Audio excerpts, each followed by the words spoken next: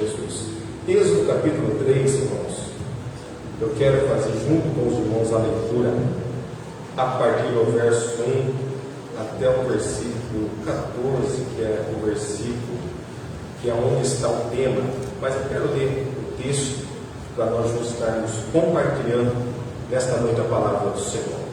Diz assim, Êxodo 3, o verso 1. E apacentava Moisés o rebanho de Jetro, seu sogro, sacerdote Midian, e levou o rebanho atrás do deserto, e veio ao monte de Deus, a Horebe. E apareceu-lhe o anjo do Senhor, uma chama de fogo, no meio de uma sarça, e olhou, e eis que a sarça ardia no fogo, e a sarça não se consumia. E Moisés disse: agora me virarei para lá, e verei esta grande visão, porque a sarça não se queima.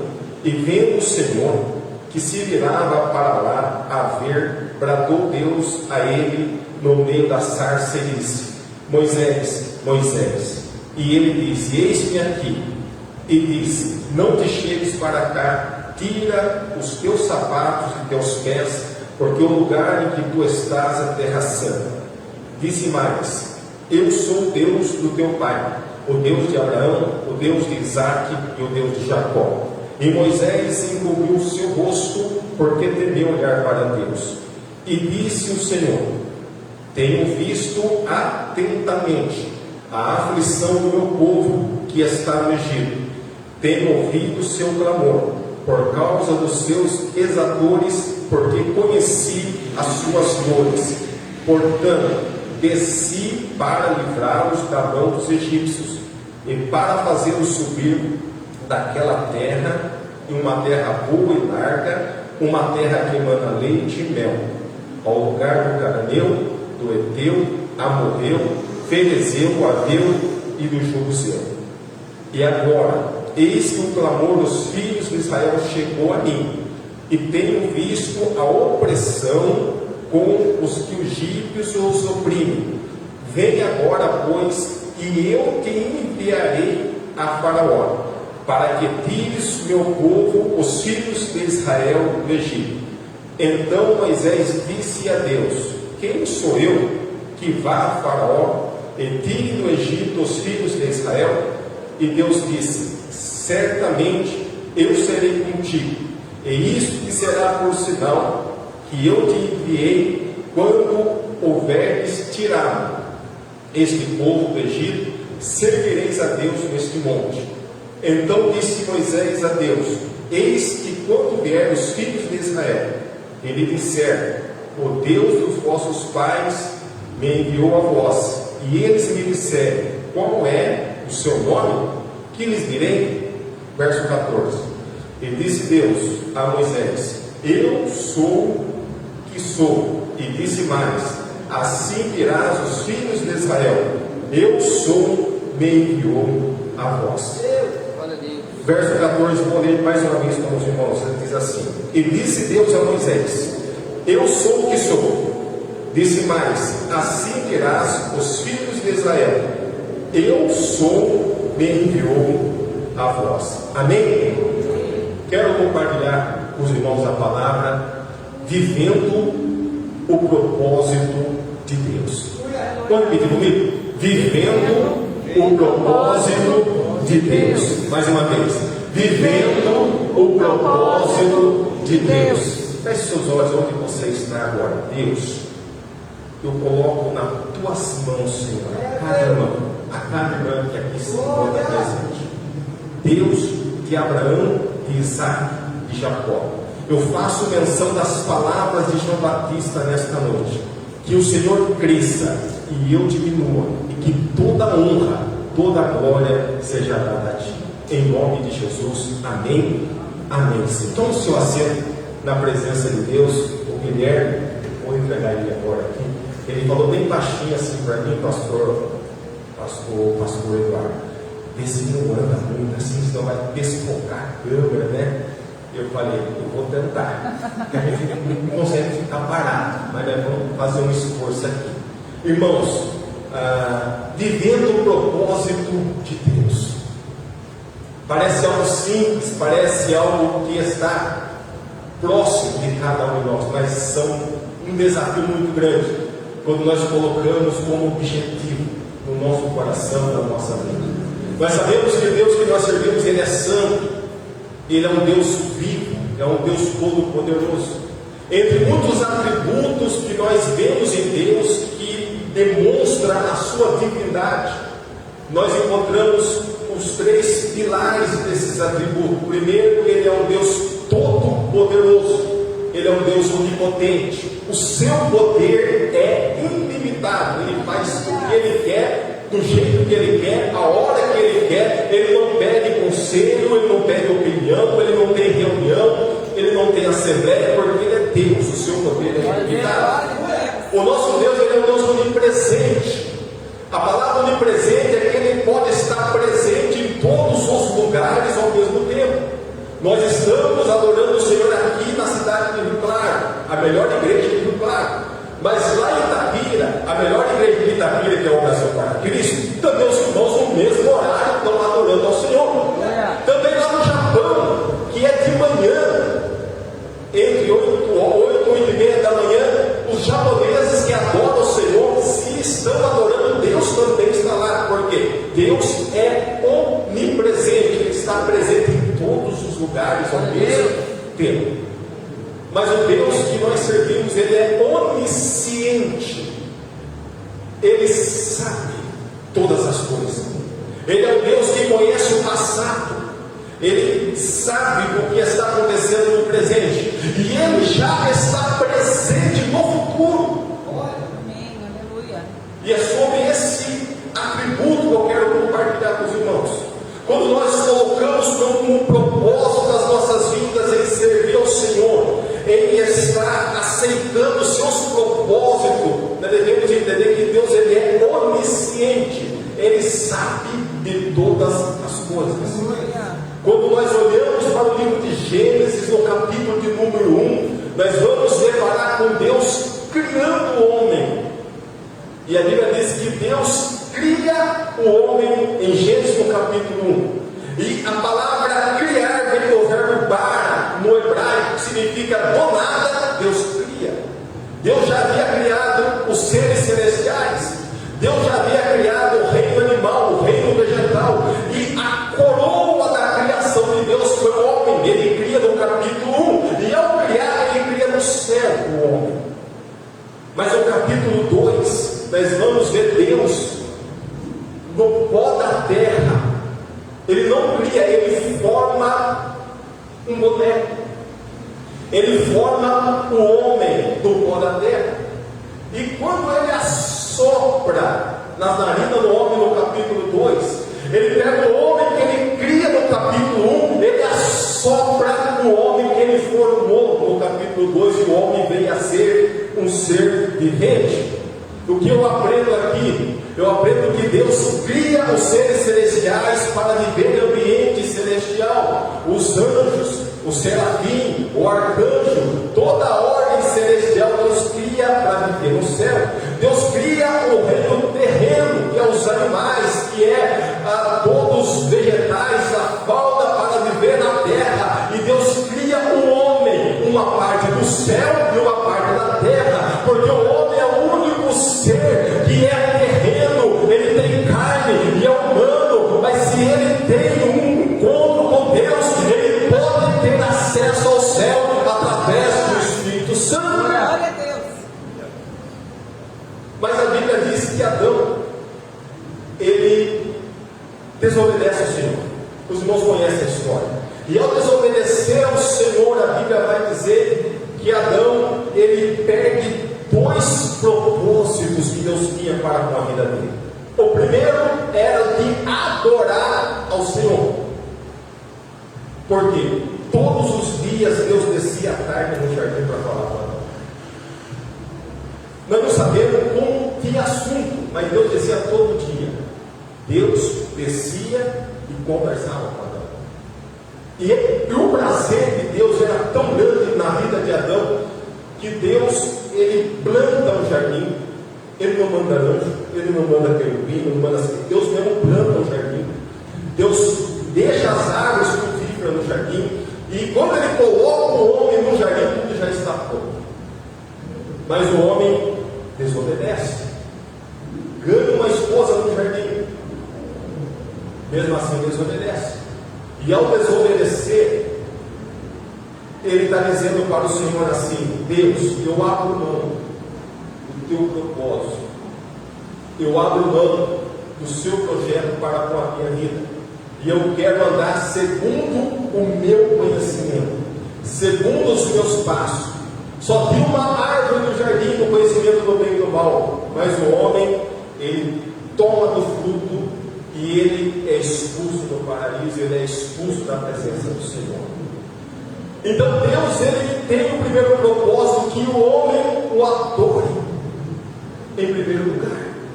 Esse é o propósito primordial da parte de Deus para com as nossas vidas. Atos dos Apóstolos, capítulo 17, quando Paulo estava na cidade de Atenas, dentro do areópago pregando, ele diz que o propósito original de Deus era que todos os homens adorassem ao Senhor. Esse é o primeiro propósito, e Deus procura os verdadeiros adoradores, aqueles que o adoram em espírito e em verdade. João 4:23. Mas o segundo propósito, irmãos, que eu encontro na Bíblia, é quando nós entendemos o que Deus tem para nós.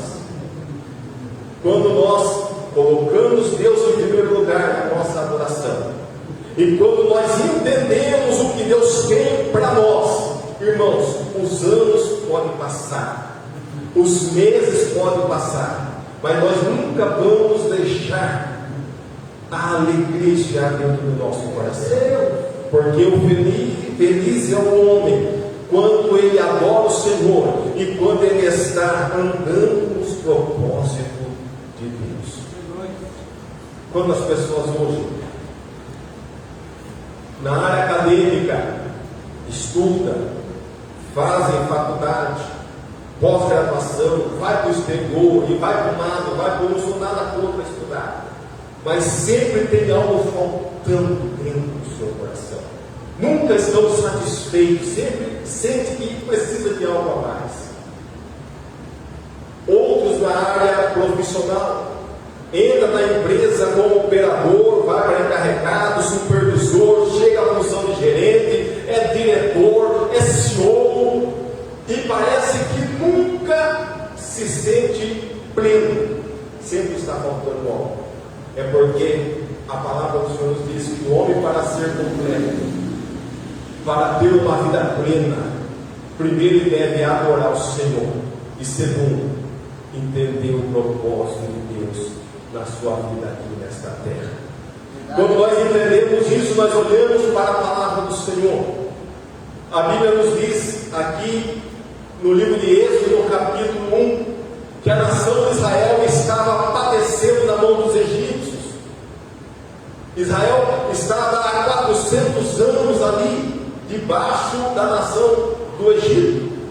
A segunda metade, a Bíblia vai dizer que entrou ali um faraó que não conhecia José e a sua descendência, e colocou o povo de Israel na escravidão, na servidão, e o povo começou a gemer. A Bíblia vai dizer que o povo começou a sofrer, o povo começou a clamar ao Senhor. O povo que desceu com José, o povo que desceu com Jacó, a sua família, no número de 70 pessoas, agora estava crescendo, estava multiplicando, mas também as dores, a angústia, a aflição estava sobre esse povo. E Deus começou a olhar para o seu povo. Deus começou a contemplar tudo o que estava acontecendo. É interessante que no capítulo 1 de Êxodo nós vamos observar que as revelações de Deus, elas são parciais e fragmentadas. Eu vou compartilhar aqui com os irmãos. Por quê? Porque quando chega num determinado tempo, o faraó, que era o monarca, que era o líder do Egito, ele percebe que algo vai acontecer. Ele percebe que um libertador vai sair do meio do povo. Então ele dá ordem para 2 parteiras andar no meio de Israel, e todas as crianças que nascessem, se fossem do sexo masculino, deviam morrer. Como que chega isso no ouvido de Faraó? É porque a nação de Israel acreditava na promessa do libertador, mas era uma revelação parcial, eles não tinham detalhes ainda. Quando nós olhamos aqui no capítulo 1 de Êxodo, nós vemos Israel, nós vemos o Egito, Deus então como se tivesse com os holofotes mostrando a nação como um todo, aproximadamente 2 milhões de pessoas, mulheres sofrendo, homens sofrendo, pessoas morrendo ali amassando tijolo, outros morrendo na mão de carrasco e orando, dizendo: Deus tenha misericórdia, Deus nos ajuda. Mas quando nós olhamos o capítulo 2, é como se os holofotes estivessem dentro de uma nação. Agora Deus mostra uma casa, e a Bíblia diz que o homem de Levi, ou da tribo de Levi, ele se casa com uma mulher também da tribo de Levi,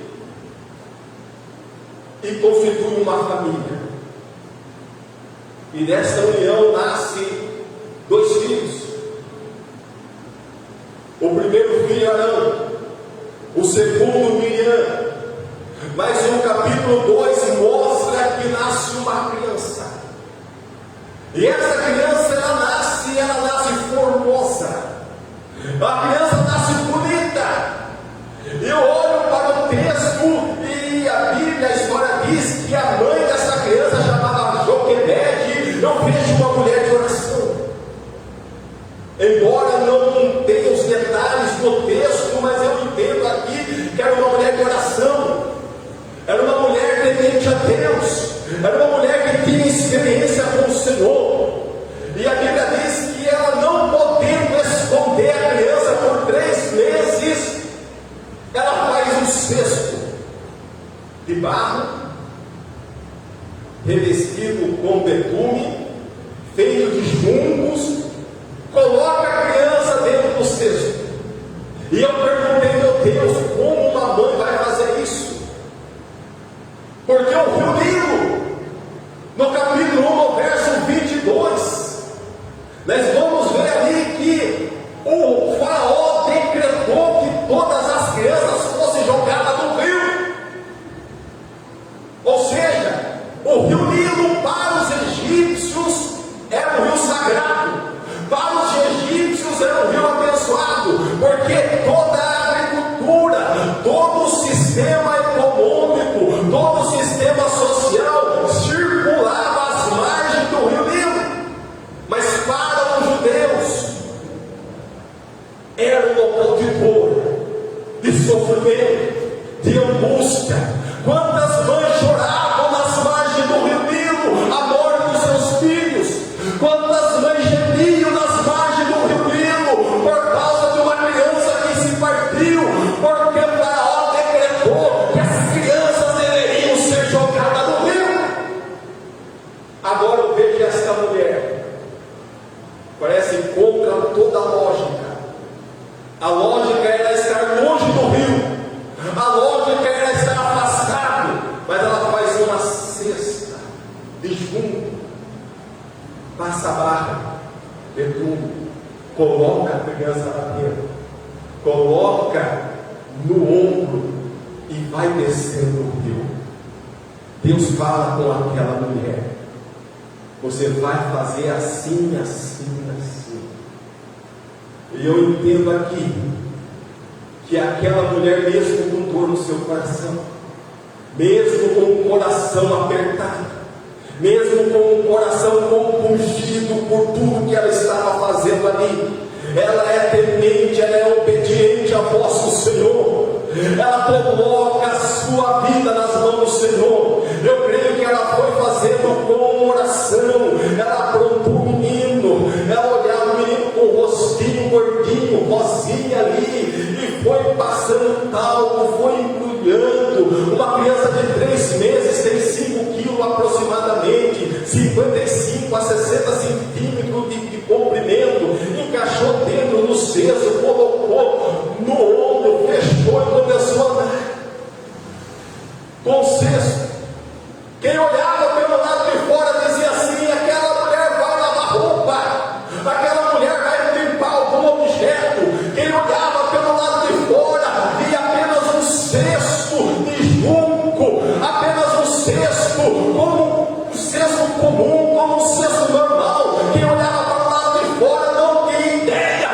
vinha pelo lado de dentro. Detalhe: Joquebede que gerou a criança, a mãe que gerou o próprio filho, na visão dela, ela olhava a criança, vinha na cabeça dela: ai, o meu filho inocente, o meu filho indefeso, o meu filho que não sabe se defender, o meu filho que precisa de mim para amamentar, o meu filho que precisa de mim para cuidar. É o que passava na cabeça dela. Agora eu olho para os irmãos e Deus, como que Deus olhava? O olhar do Senhor era assim: ali vai a resposta da oração de 2 milhões de israelitas. Ali vai a resposta de oração de milhares de pessoas que morreram amassando o barro. Ali vai a resposta do clamor da irmã que sofreu quando as crianças foram lançadas no rio Nilo. Deus olhava no céu e dizia: ali vai a resposta daquele que vai libertar a nação de Israel. Aleluia! Para Deus povoar toda a terra, Ele precisou de um homem chamado Adão. Para Deus criar uma nação de Israel, Ele precisou de um Abraão. Para Deus libertar o seu povo da mão de Faraó, Deus não precisa de um povo, Deus não precisa de uma cidade, Deus precisava de uma única pessoa. E a pessoa estava ali. Mas pastor, era uma criança, cabia dentro de um cesto, sim. Era a resposta de Deus, era a promessa de Deus para aquela nação, era a promessa de Deus para o povo de Israel. E todas as promessas de Deus são semente, elas são pequenas, elas são imperceptíveis muitas das vezes, e a maioria das vezes a semente cabe dentro da mão, mas dentro dela tem um potencial de crescimento, porque dentro dela tem um código genético que um dia ela vai crescer, ela vai desenvolver. Assim são as promessas de Deus na vida do cristão. Você levante a mão comigo assim, você que veio aqui nesta noite. Deus tem colocado promessa na sua vida, Deus tem colocado promessa na sua casa, Deus tem colocado promessa no meio da sua família. E muitas das vezes você está andando assim, com a sua promessa, andando, sofrendo, gemendo, dizendo: Deus, até quando, Senhor? Deus, mas você está obediente, igual Joquebede. Deus, o Senhor sabe todas as coisas, mas não sabe que você está carregando a semente. A semente vai crescer, a semente vai desenvolver, a semente vai amadurecer, e no tempo certo, na hora certa, Deus vai tratar do céu, e a vitória vai chegar na tua casa, a vitória vai chegar na sua família. Deus vai honrar.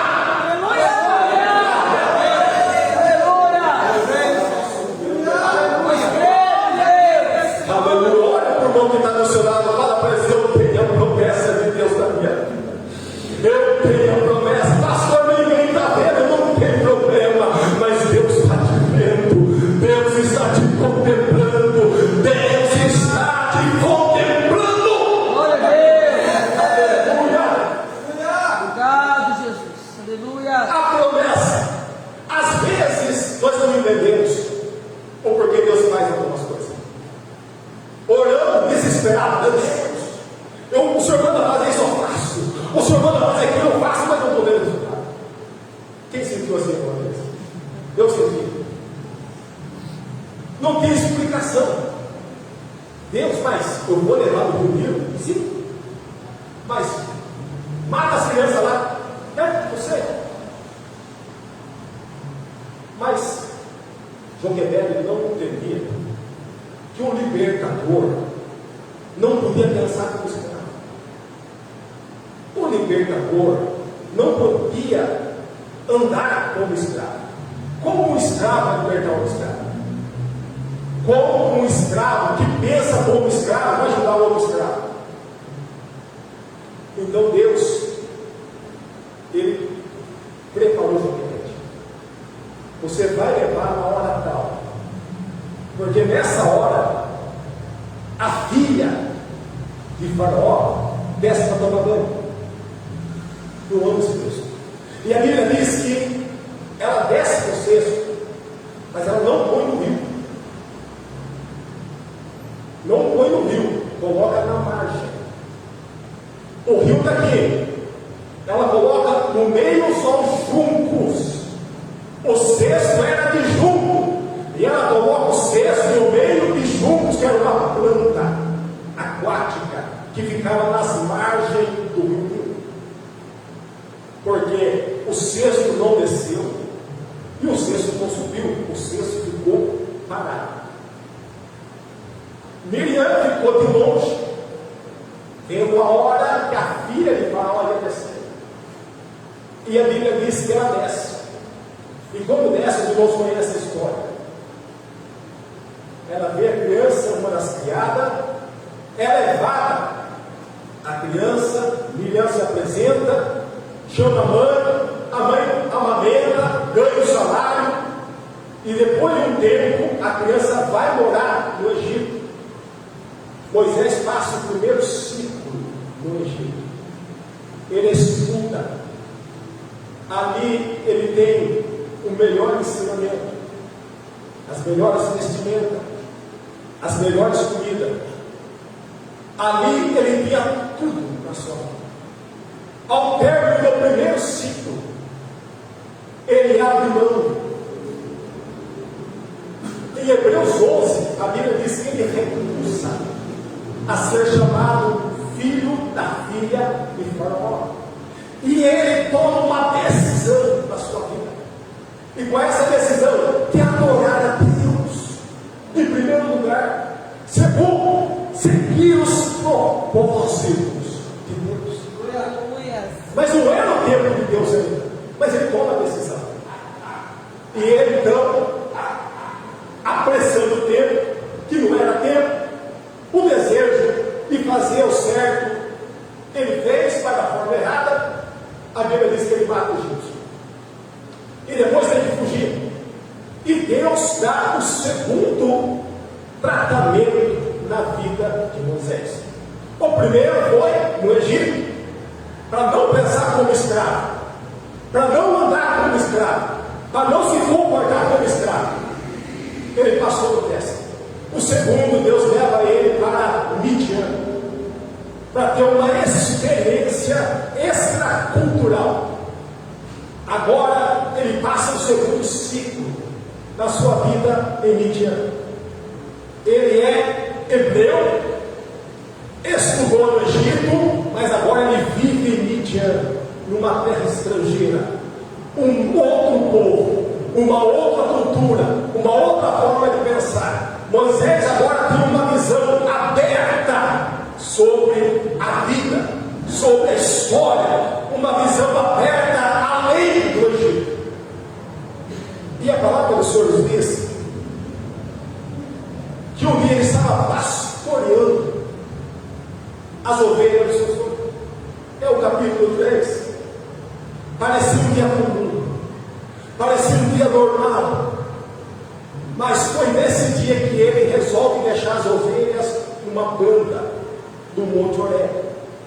Era um monte conhecido, segundo os historiadores, sempre havia fenômenos que aconteciam no monte, temido por alguns, mas ele tomou uma decisão de subir ao Monte Horebe, 2.600 metros. Ele falou: eu vou subir. Sempre eu vejo alguma coisa ali, eu vou subir para ver o que está acontecendo. Ele começa a sua subida, e ele observa, ele vê a sarça, um arbusto seco, ardendo em chamas, e ele vê a sarça, e ela não é queimada, ela não é consumida, e ele vira-se para se aproximar.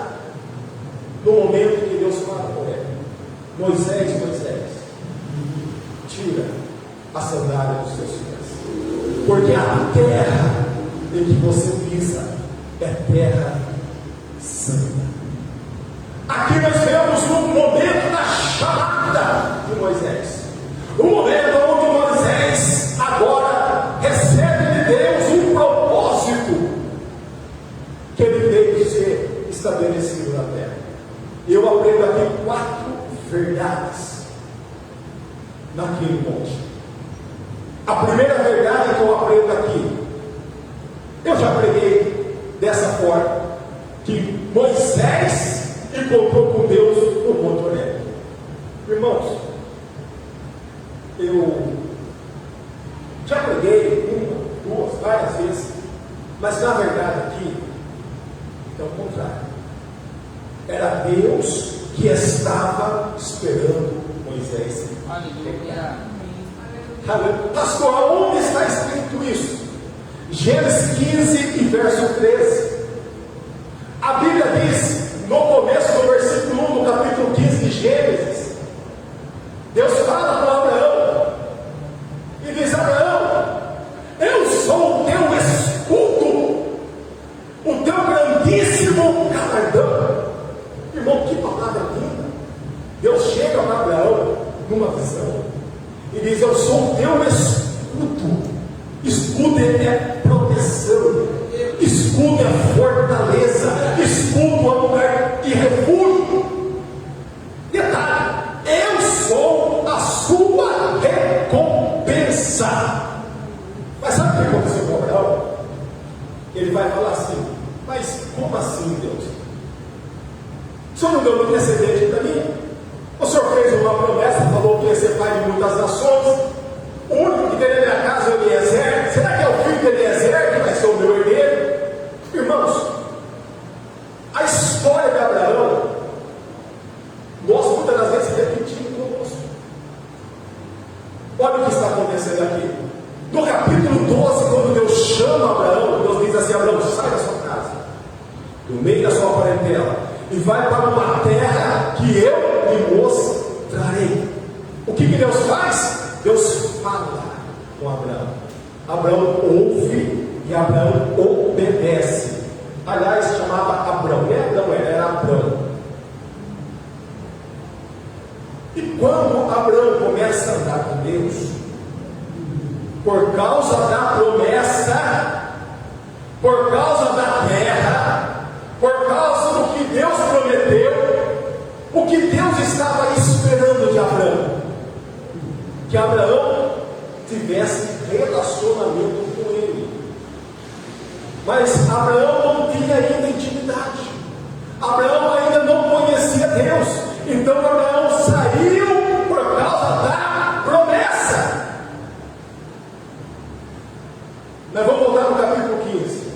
Mas quando chega no capítulo 22, 10 capítulos depois do chamado de Abraão, 10 capítulos depois de Deus falar com Abraão pela primeira vez, Abraão não tinha mais 75 anos, 42 anos havia passado. Abraão tinha aproximadamente 117 anos. Isaac estava entre 16 e 17 anos. Isaac era a promessa de Deus. Isaac era a posteridade de Deus na vida de Abraão. Deus chega para Abraão e diz: Abraão! E Abraão diz assim: eis-me.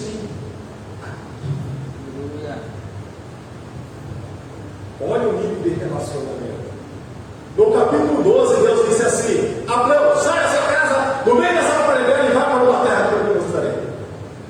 Naquele capítulo, Abraão, ele era o servo. E o servo faz o que o seu Senhor obedece. Jesus, em João capítulo 15, verso 15, ele diz assim: eu não vos chamo mais de servos, porque o servo não sabe o que o seu Senhor faz.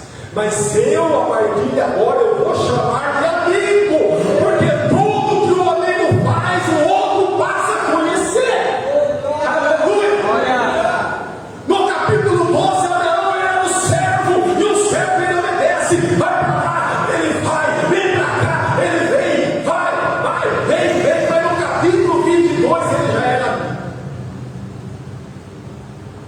ele já tinha uma intimidade com Deus.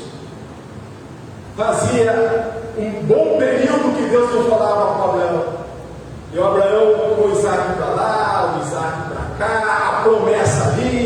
promessa colar. De repente Deus fala: Abraão, eis-me aqui.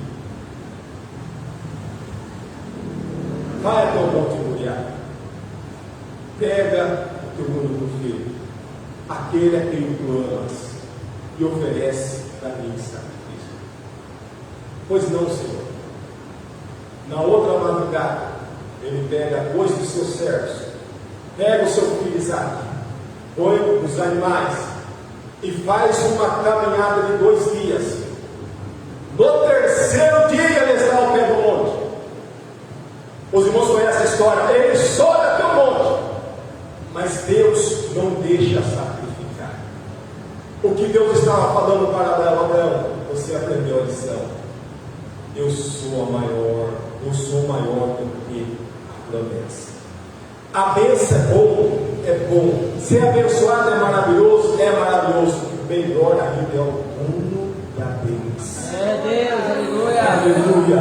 Abraão abriu mão da promessa para conservar a sua intimidade com Deus. Glória a Deus. Mas no capítulo 15, ele estava em aprendizado. No capítulo 15, ele começou a questionar Deus. Aí Deus falou: o negócio é o seguinte, eu vou te abençoar, eu vou dar a tua descendência. Aí no versículo de número 13 diz o seguinte: ele oferece um sacrifício, e ao ofertar o sacrifício ali, Deus fala para ele: olha, a sua descendência vai ser peregrina em terra estranha, e vai ser afligida por 400 anos. Pronto, Deus falou. O Deus que nós servimos, Ele é o Alfa, Ele é o Ômega, Ele é o início, Ele é o fim. Ele é o Deus onisciente, Ele sabe todas as coisas. No dia do seu nascimento, do nosso nascimento, os irmãos aqui que estão do teu lado, eu não estava lá, mas o Senhor Jesus que está aqui, Ele estava presente, Ele estava te contemplando. O que eu quero que os irmãos entendam é que Deus, Ele não apenas sabe do nosso passado, como Ele está no nosso presente, mas Ele já está no futuro. O mesmo Deus que usou Moisés para escrever o início, Ele usou o evangelista João para escrever o final de todas as coisas. Então Deus já fala com Abraão o que vai acontecer na sua posteridade, na sua descendência.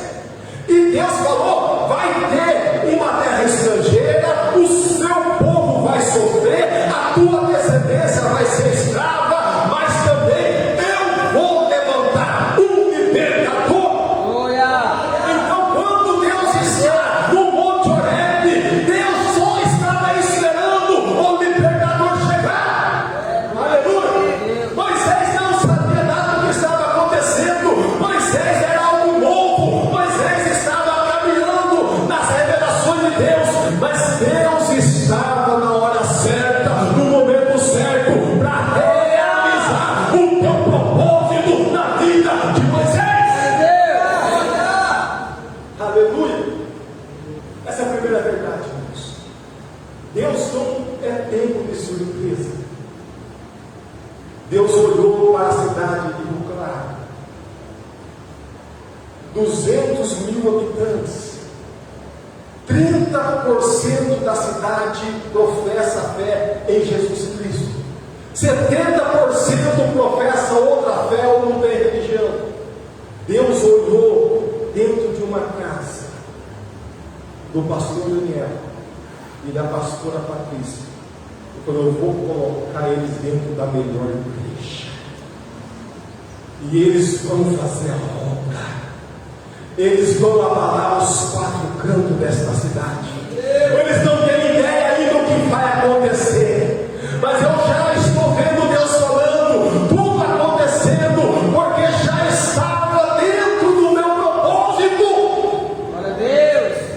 É assim que Deus faz.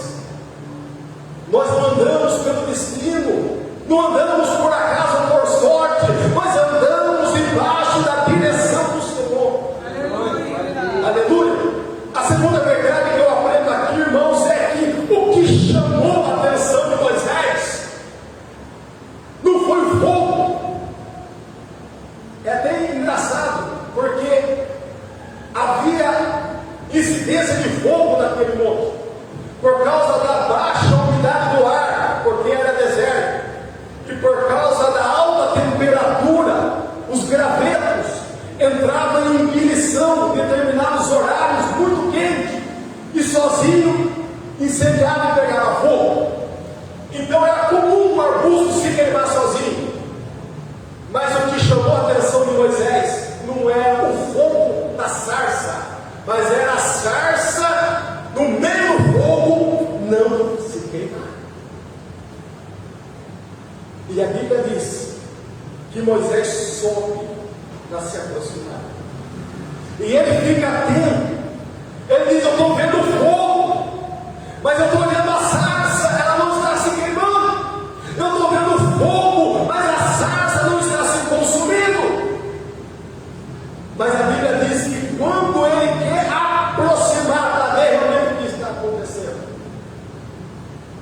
aí Deus brada do meio do fogo: Moisés, Moisés, pelo nome, não se chegue para cá, tira a sandália dos teus pés.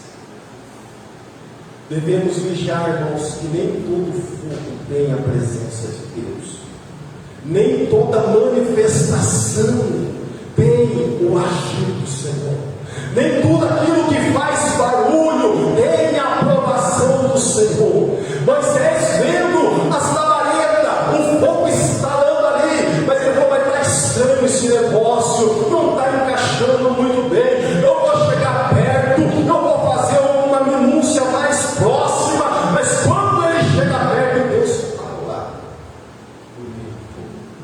E quando Deus fala no meio do fogo, irmãos, Deus dá uma ordem para Moisés. Eu aprendo a terceira lição aqui: tira a sandália dos teus pés, porque a terra que tu pisa, a terra santa.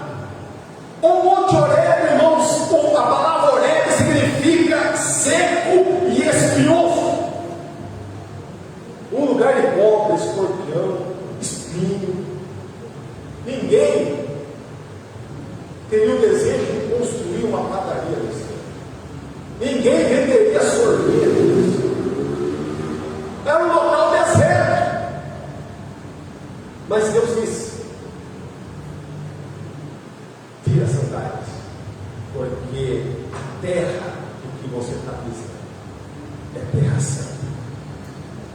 Não tinha uma estrutura, não tinha uma cobertura, não tinha um piso, mas tinha a presença de Deus.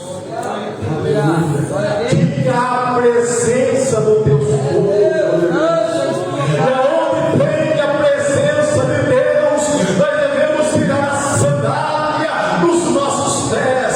Porque a sandália, porque Deus estava falando na linguagem de Moisés. Moisés sabia quando entrava num local importante, num lugar de importância, quando entrava num lugar de respeito, quando entrava num lugar que tinha um lugar exclusivo, era costume tirar as sandálias. E Deus estava falando para Moisés: Moisés, tira a sandália, que eu tenho uma palavra para você. Você que entrou aqui dentro desta noite, talvez tenha pensado: meu Deus, o que Deus me chamou para fazer? Qual é o propósito que Deus tem na minha vida? Deus, o que o Senhor quer de mim, Senhor?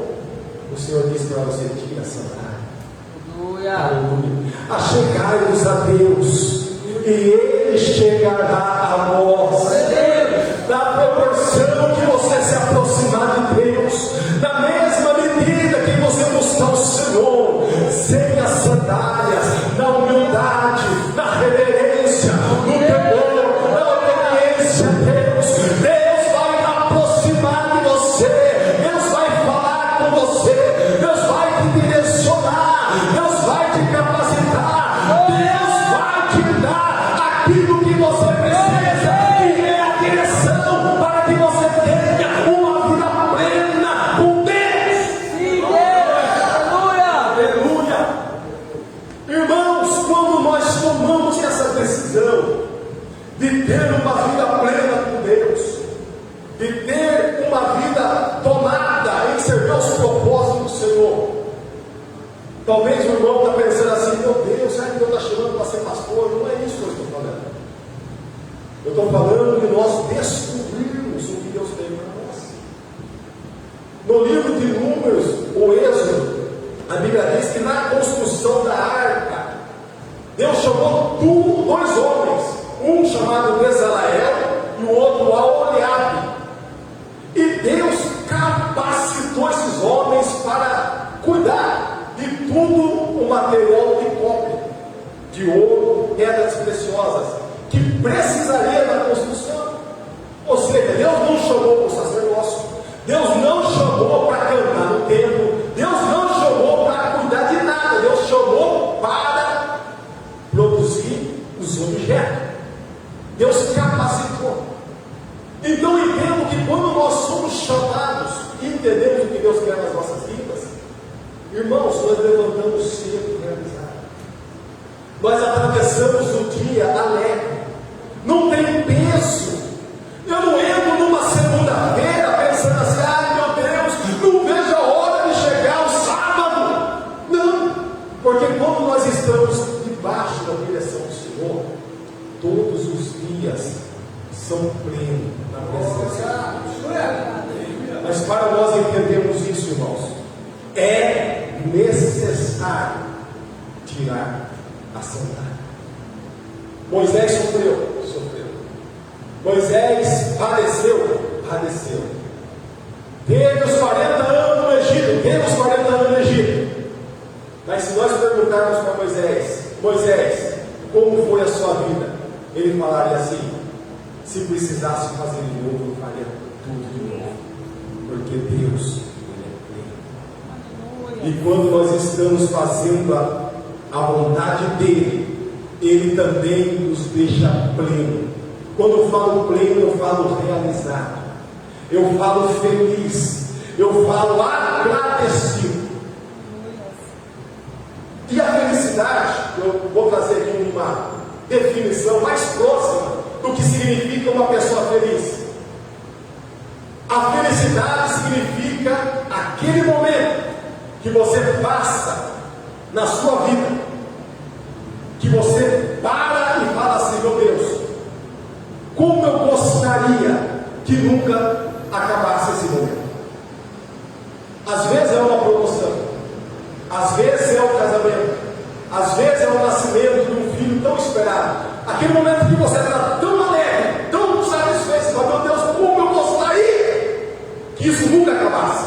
Alguém já sentiu assim alguma vez? Esse sentimento é felicidade. Esse sentimento é você estar pleno. E quando nós temos Deus nas nossas vidas, quando nós adoramos ao Senhor, quando nós andamos no propósito de Deus, Deus nos deixa pleno. Glória a Deus. Quantos estão entendendo? Amém. Eu convido os irmãos a se colocar em pé. E eu termino com a quarta verdade aqui. Deus disse para Moisés: eu sou o Deus de Abraão, eu sou o Deus de Isaac, e eu sou o Deus de Jacó. E eu fiquei pensando: meu Deus, eu sou o Deus de Abraão, eu sou o Deus de Isaac, e eu sou o Deus do Jacó. E eu aprendo duas coisas aqui. Primeiro, que Deus é um Deus dos vivos. Amém? Amém. Quando ele usa o nome de Abraão, Isaac e Jacó, é uma referência que Deus é Deus dos três, eles estão vivos. Mas o segundo aprendizado aqui, eu já encerro, é que, como Abraão, no capítulo 12, Deus disse para Abraão: sai da sua casa, no meio da sua parentela, e vai para uma terra que eu lhe mostrarei. Então, para Abraão, Deus disse: vai. Tem um cristão, irmãos, que gosta do vai. Vai na tua bênção que eu sou contigo. Vai na tua fé, eu vou abrir o caminho para você dar. Ah, vai na tua força, o anjo vai na sua frente. Irmão, o crente gosta do vai. Mas também tem o Deus de Isaac. No capítulo 26, o Deus de Isaac espera. Isaac entra na cidade de Gerar e a fome aperta Gerar. E ele começa a olhar de um lado, ele começa a olhar do outro, e ele fala: eu vou descer o Egito. Aí Deus fala com Isaac: espera. Para Abraão, Deus abriu o sinal verde. Isaac, o amarelo, espera. Esses dias não, eu fui uns anos atrás, a semana eu tive no carro. E aí eu brincando com ele, às vezes brinco com coisa que dá para brincar, né? No farol, né? Ele falou assim: o pai, esse sinal aí, eu falei assim: ó, o verde passa, o amarelo passa rapidinho. Aí a Maria foi e me mandou, né? Foi igual não muda. Não, que rapidinho nada, irmãos. O amarelo espera. Com Isaac, Deus falou: espera. Com Jacó, bom, fazia 20 anos que Jacó tinha fugido de casa. Fazia 20 anos que Jacó morava longe da família, porque havia brigado com o seu irmão Esaú e havia enganado seu pai. Prosperando, multiplicando o rebanho, 2 esposas, as mulheres ali, né, as servas das esposas, uma família grande, 12 filhos. Estava estourando. Aí Deus chega para ele e fala: está tudo bem, Jacó? Tudo bem, Senhor? Deus honrou você no meio do seu sogro Labão. Deus honrou. Está tudo certinho, está tudo certinho. Então dá para você bom. Porque a bênção de Deus, irmãos, não está no que vai. A bênção de Deus não está no que espera. Também não está no que volta.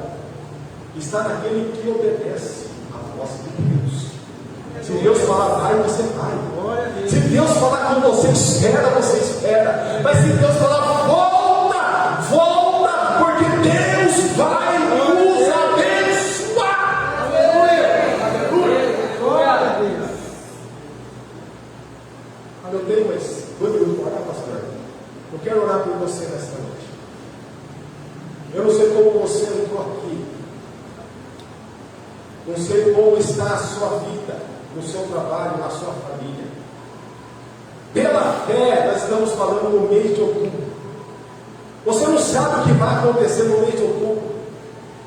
Mas o Deus de Abraão, o Deus de Isaac, o Deus de Jacó já está lá, te esperando no mês de outubro. Aleluia. E a nossa parte é igual a parte de Moisés. É adorar o Senhor e confiar, crendo que o propósito de Deus vai cumprir nas nossas vidas. E eu creio que esse ano será um ano maravilhoso. Eu creio que esse ano será melhor do que o ano passado. Eu creio que esse ano será um ano de grandes conquistas. Eu creio que esse ano será um ano do extraordinário. Eu creio que esse ano será um ano de conquista. Por quê? Porque eu creio em Deus, eu adoro o Senhor. E eu oro para Deus que a tua vontade seja a minha vontade, que o teu propósito seja o meu propósito. Deus, me ensina a andar, me ensina a viver segundo a tua vontade. Deus tem uma vontade na tua vida, Deus tem uma vontade na tua história, Deus tem uma vontade para a sua família, mas para que isso aconteça,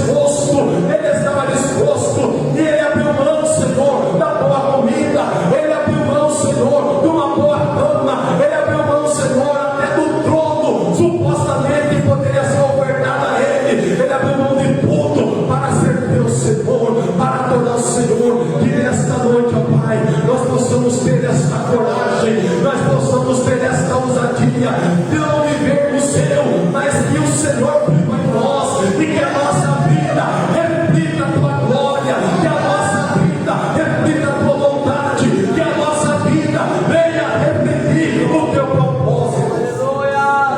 Muito obrigado, Senhor, Glória a Deus. por essa oportunidade. Muito obrigado, Senhor, pela tua presença. Assim nós oramos, assim nós te agradecemos, no nome do Senhor Jesus Cristo. Uma grande salva de palmas para o Senhor Jesus.